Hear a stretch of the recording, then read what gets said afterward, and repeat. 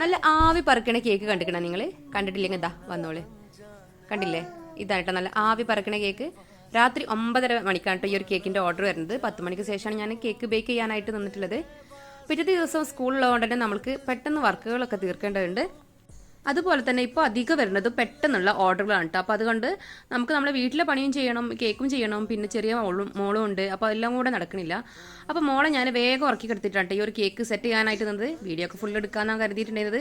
പക്ഷേ cream coating ചെയ്ത് കഴിഞ്ഞ മുന്നേ ആയിട്ട് തന്നെ അവൾ എണീറ്റിട്ടുണ്ടായിരുന്നു കേട്ടോ. അപ്പോൾ ഞാനിതിൻ്റെ ഫിനിഷിങ് പിറ്റേ ദിവസം ചെയ്യാമെന്ന് കരുതിയിട്ട് അവിടെ മാറ്റി വെച്ചു. ക്രീം കോട്ട് ചെയ്തിട്ട് ഫ്രിഡ്ജിലേക്ക് വെക്കട്ടെ ചെയ്തത്.